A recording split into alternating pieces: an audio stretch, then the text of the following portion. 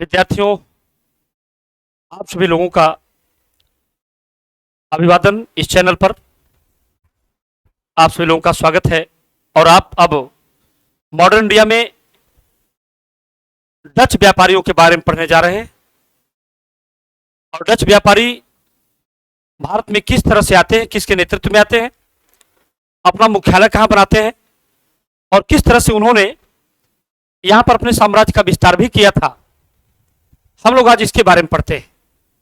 ठीक, आइए देखते हैं डच व्यापारियों का यहाँ पर किस प्रकार आगमन हुआ। तो विद्यार्थियों, ये जान लीजिए, डच ऐसे दूसरे व्यापारी थे जो भारत आए थे। पहले स्थान पर आने वाले व्यापारी पुर्तगाली थे, दूसरे स्थान पर आने वाले व्यापारी डच थे। ठीक, डचों के बारे में जान लीजिए।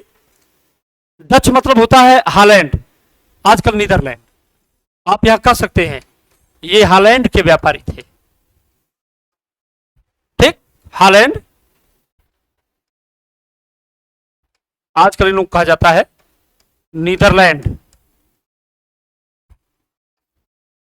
ठीक, यानी डच नाम आए तो आप हालैंड या नीदरलैंड की का नाम ले सकते हैं। ओके, आइए देखते हैं इन लोगों के बारे में। देखिए, जैसे 1498 में यूरोपीय व्यापारियों में से पहले स्थान पर आए थे पुर्तगाली, दूसरे स्थान पर ये लोग आए और इन लोगों ने बाकायदा अपने देश में एक कंपनी बनाई। इन लोगों ने 1602 में इन लोगों ने अपने यहां एक कंपनी बनाई थी, जिस कंपनी का नाम था इन लोगों की कंपनी का नाम था वेरिंगदे ओस्ट इंडसे ओरिएंटल। क्या नाम था इनका? इन लोगों की कंपनी का नाम था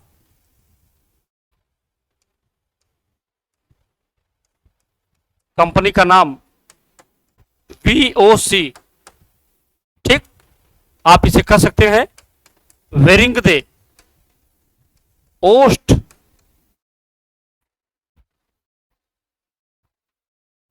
इंडसे ओरिएंटल।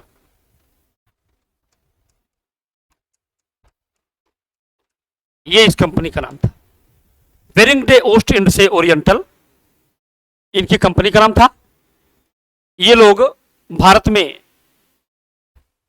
कंपनी की स्थापना 1600 में हुई और भारत में ये लोग 1602 में आए। आप लिख सकते हैं डचों का भारत आगमन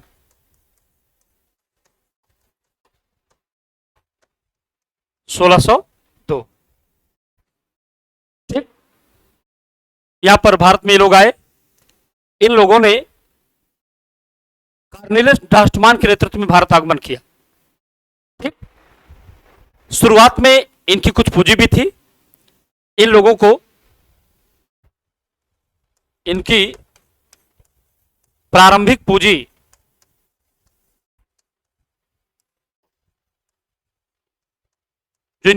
पूंजी थी इंडिया में, वो थी 65 लाख गिल्डर। आप मान सकते हैं कि इनकी मुद्रा का नाम गिल्डर था। 65 लाख गिल्डर इनकी प्रारंभिक पूंजी थी और भारत से इनके व्यापार का जो अधिकार मिला था, व्यापार का अधिकार नीदरलैंड के राजा से इनको व्यापार का अधिकार 21 वर्षों का मिला था। वो 21 साल से ये लोग 21 साल के लिए भारत से ये लोग व्यापार का अधिकार पाए थे यहां पर। ठीक, आप देखेंगे कि 1600 में क्योंकि इनकी कंपनी स्थापित हुई थी, ये लोग 1602 में यहां आ गए। यहां पर आप कह सकते हैं कि ये लोग कार्नेलियस डास्टमान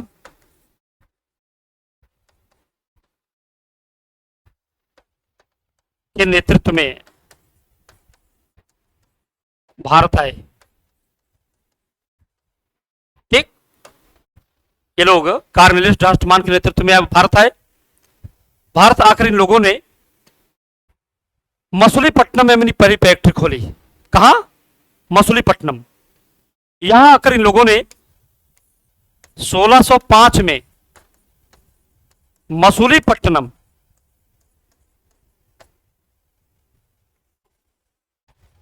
में अपनी प्रथम फैक्ट्री स्थापित की।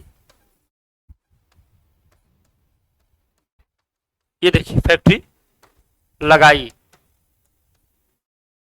पहली फैक्ट्री कहां लगाई इन लोगों ने? मसूलीपट्टनम में। कब लगाई? 1605 में लगाई। ठीक। और इसके लिए कहा जाता है, इसे वादरहेग के नेतृत्व में स्थापित किया गया।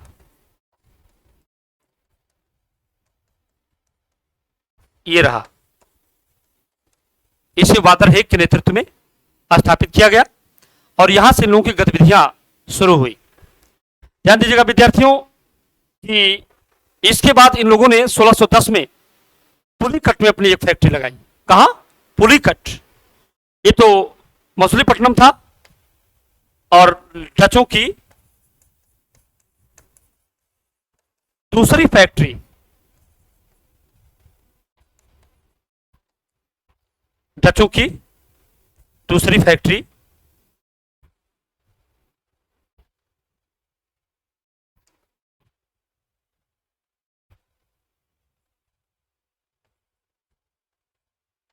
जो दूसरी फैक्ट्री यहां पर लगी, कहां पर लगाई गई? 1610 में पुलिकट में। यहां पर लोगों की दूसरी फैक्ट्री लगी 1610। इस तरह से धीरे धीरे लोग अपनी सत्ता का विस्तार करते चले गए। 1616 में लोगों ने सूरत में अपनी एक फैक्ट्री लगाई। ठीक। सूरत ये कहां है? गुजरात में। गुजरात में इन्होंने 1616 में फैक्ट्री स्थापित की। 1616 में इन लोगों ने फैक्ट्री लगाई थी। देखिए विद्यार्थियों, इनकी एक विशेषता थी, ये किलेबंद बस्ती का निर्माण नहीं करते थे। किलेबंद बस्ती का निर्माण ये नहीं करते थे। शुरुआत में इन्होंने इसे पुलिकट में एक किला बनाया था। ठीक।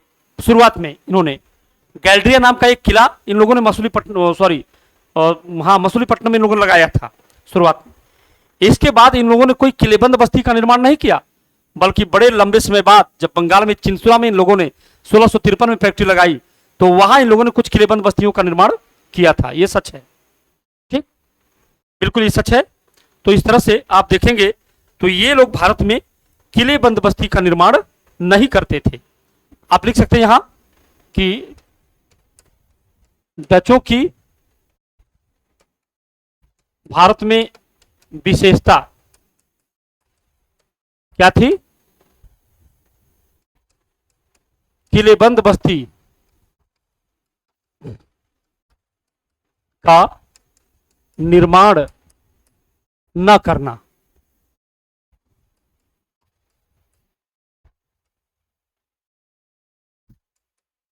शुरुआत में यही था, ये लोग किलेबंद बस्ती का निर्माण नहीं करते थे और इन्होंने प्रारंभ में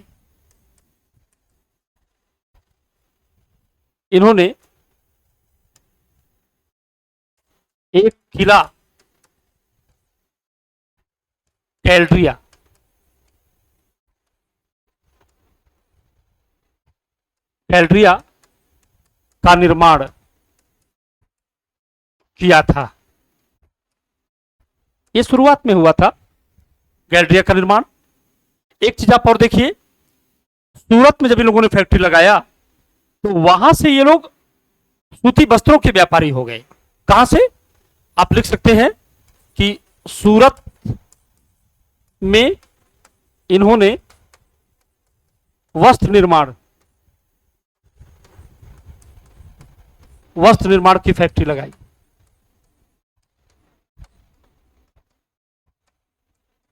सोलह सौ 16 में इन लोगों ने यहां पर कंपनी स्थापित किया था।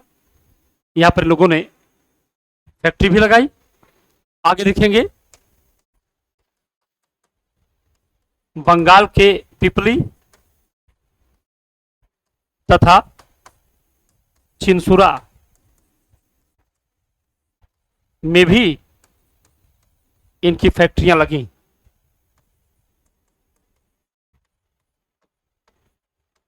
ये भी देखिए फैक्ट्रियां स्थापित हुई। एक विशेषता इनकी और भी थी, जब ये लोग बंगाल में व्यापार करने लगे तो वहां व्यापार करने के दौरान इन लोगों ने कुछ रेशम वस्त्र उद्योग का भी निर्माण करना शुरू किया। रेशम वस्त्र उद्योग, रेशमी वस्त्र बनाते थे ये लोग। ये यहाँ पे बंगाल में एक स्थान है कासिम बाजार, कासिम बाजार में चिंसुरा में इन लोगों ने रेशम की चकरी बनाने का उद्योग लगाया। ठीक, आप यहां लिख सकते हैं कि कासिम बाजार, ठीक, चिंसुरा में रेशम की चकरी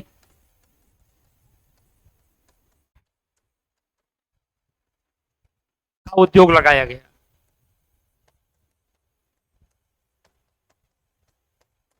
रेशम की चकरी का उद्योग लगा, अर्थात ये लोग अपने उत्कृष्टता बनाए रखने के लिए, अपने रेशम वस्त्रों की उत्कृष्टता बनी रहे, इसके लिए सदैव ये सजग रहते थे। और यहां पर लोगों ने रेशम की चकरी यानी रेशम लपेट लपेट के इसको जो है रखने का काम, एक फैक्ट्री लगाई थी। इसमें तमाम लोगों को इन्होंने रोजगार भी दिए थे। इस प्रकार आप कह सकते हैं कि सूती वस्त्र, रेशमी वस्त्र उद्योग में इनका अधिक रुचि हो गया था। मसाला व्यापार में इनकी रुचि कम थी। अक्सरहा यूरोपीय लोग मसाले का व्यापार ज्यादा करते थे, लेकिन आप इन व्यापारियों को देखेंगे तो ये मसाला व्यापार ज्यादा नहीं करते थे, बल्कि वस्त्र व्यापार। अब वो वस्त्र व्यापार चाहे गुजरात के सूरत में सूती वस्त्र व्यापार हो या चिंसुरा काशिम बाजार बंगाल में जाकर के ये चाहे किसी भी तरह से रेशम वस्त्र को शुद्ध बनाए रखने वाला व्यापार हो, इन सब व्यापारों के इन लोगों ने शुरू किया था। नई चीजें थी, लेकिन ध्यान रहे कि कुछ समय बाद ये लोग साम्राज्यवादी हो गए। कुछ समय बाद ये जब धन धान्य अर्जित कर लिए तो अब ये लोग साम्राज्यवादी हो गए। और ऐसे समय में इन लोगों ने पुर्तगालियों को कई मौकों पर परास्त किया था। कई मौकों पर इन लोगों ने परास्त किया था। 1693 में इन लोगों ने एक बार गोवा पर अधिकार कर लिया था। बाद में इन लोगों ने किसी संधि के द्वारा उसको छोड़ दिया, यानी इन लोगों ने गोवा में भी पुर्तगालियों को परास्त किया था। आप देखेंगे कि इसी महत्वाकांक्षा में इन डच व्यापारियों का मुकाबला अंग्रेजों से होने लगा, क्योंकि 1608 में अंग्रेज भी आ गए थे। 1608 में अंग्रेज लोग भी आ गए थे, इसलिए अंग्रेजों का भी इनसे मुकाबला होने लगा। और यहां आप देखेंगे कि 1759 के बेदर्रा के युद्ध में अंग्रेजों ने इन्हें बुरी तरह से परास्त कर हिंदुस्तान की सरजमी से बाहर कर दिया। ये काम किया था। तो आप यहां कह सकते हैं कि बाद में ये लोग साम्राज्यवादी हो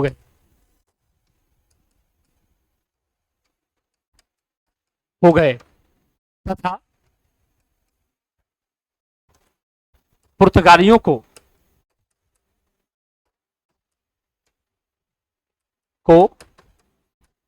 कई समुद्री युद्धों में परास्त भी किया।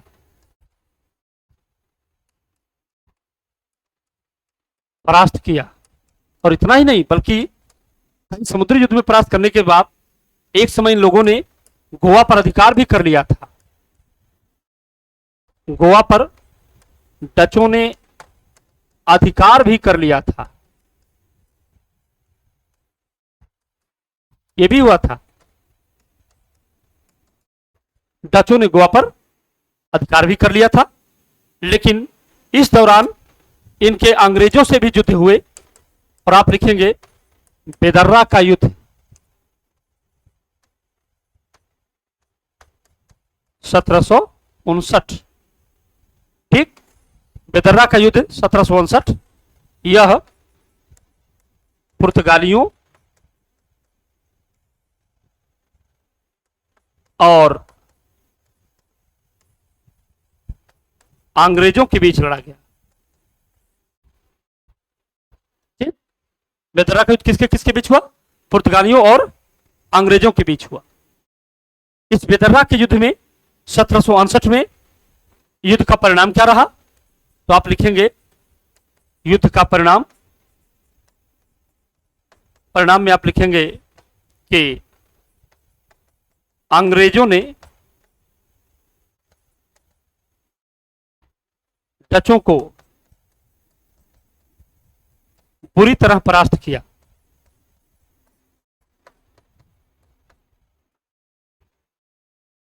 इस प्रकार